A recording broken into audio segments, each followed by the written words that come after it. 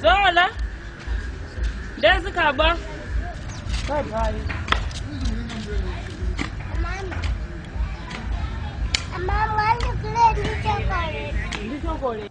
It was pretty bad because I'm a mother. And I could imagine those things happening to my children. And I'm there to rescue those children. Because if I don't rescue the children, nobody will rescue them.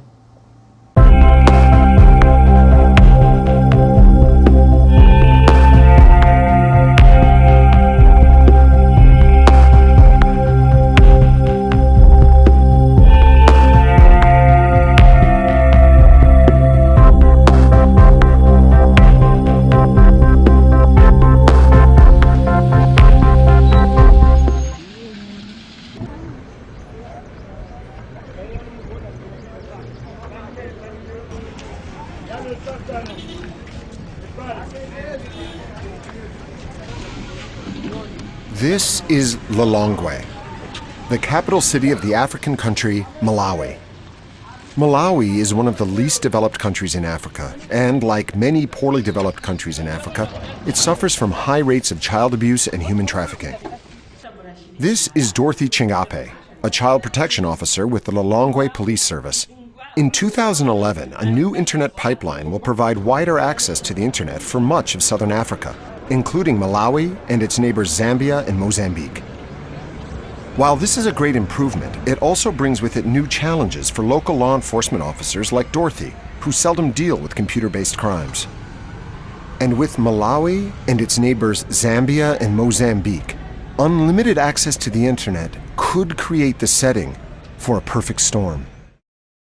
Sensing the need to act, a Canadian charity, the Kids Internet Safety Alliance, raised money and worked with Plan International to bring law enforcement officers from Malawi, Zambia, and Mozambique to Toronto, Canada, for specialized training dealing with the computer-facilitated sexual exploitation of children.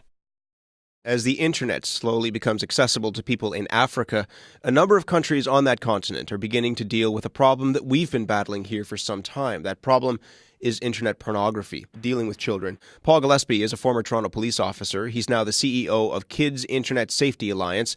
This week, his organization is hosting a group of police officers from Zambia, Malawi, and Mozambique. Paul's on the line with us now. Paul, good morning. Morning, Matt. Paul, let's start with a bit of context, if you would.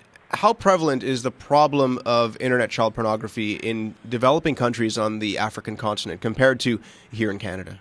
It is about to becoming a very much emerging issue. There is a new internet pipeline which is changing and about to change their world and their reality.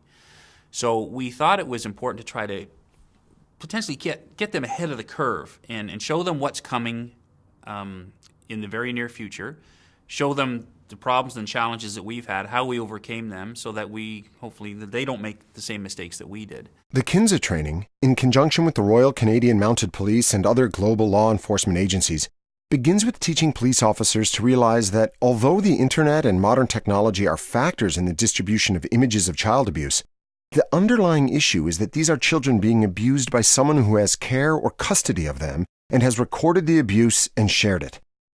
Students are taught then cutting-edge techniques so that they can identify where the pictures were taken, how to conduct global investigations, how to better understand the abusers, and how to keep children safe on the internet.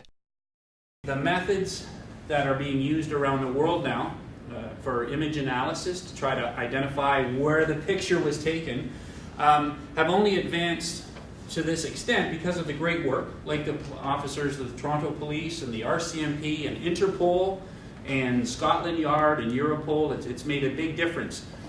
And it's working because the methods and the techniques are being shared with officers such as yourself. I've spent 21 years in the Zambia Police Service. And most of these years, I've been doing work that have something to do with women and children. This issue is going to be a very, very huge issue in Zambia very soon.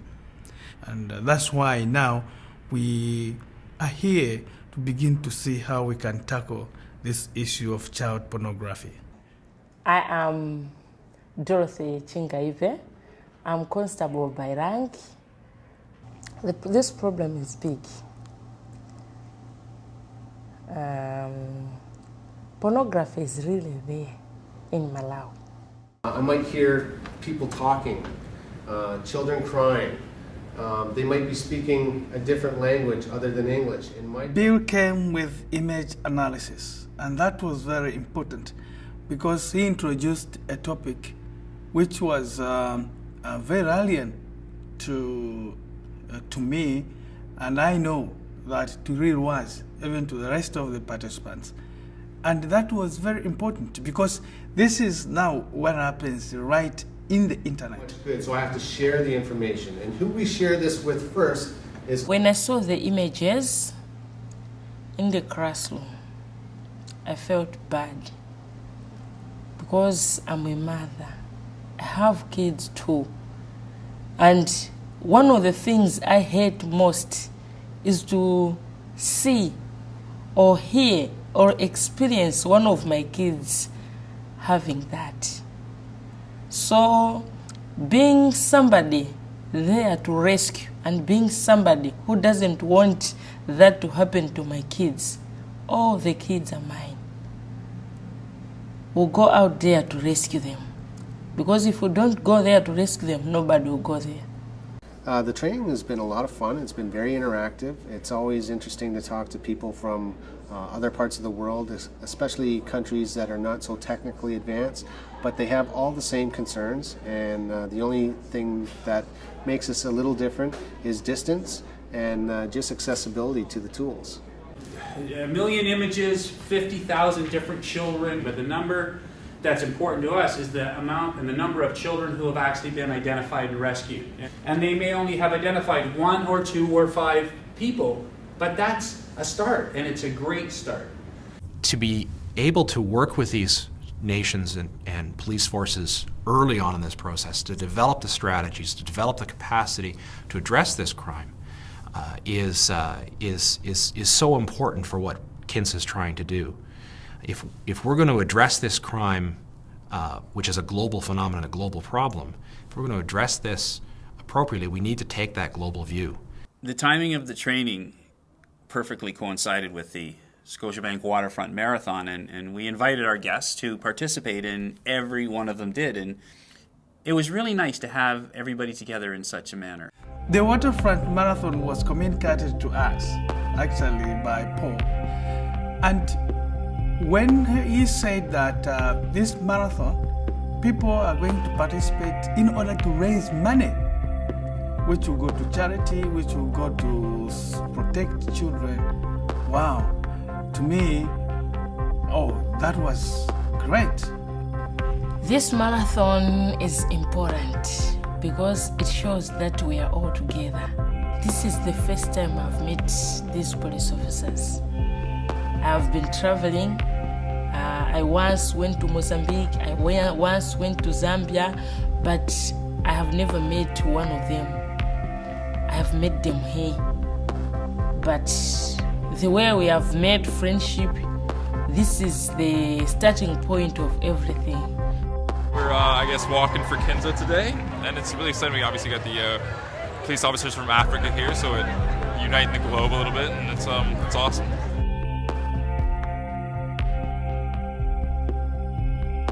Something has started from this week. Life of children will change. We live in people here, we live in friends. And when you leave people that have been so good to you, become sad. Since the training, the returning officers have already made a huge difference. In Zambia, Alfred Nawa's team has set up and delivered training to 50 officers and 10 social workers. They've presented a paper to the police community, sharing our KINSA experience. They have met with World Vision representatives, and now child pornography has been addressed in March of 2011. They have presented to 300 children at Olympic Youth Development Center and have held workshops in Solwezi with Plan International and will do the same in other provinces. In Malawi, Dorothy and her team have published reports to all NGOs. They have presented to 12 schools and 5 villages and are rolling out a nationwide information program. In Mozambique, there's been a state television show on the issue. Officers have also presented to groups of NGOs and other local police and have held a large conference for police and social workers and are planning another. KINSA provides ongoing support to the officers who are now members of the group of international law enforcement organizations working to protect and rescue children. Since 2006, KINSA-trained police officers from 9 countries have identified and rescued 61 children. They have also spoken to 450 parents, 3,900 children, and over 3,000 police officers about better ways to keep children safe on the internet.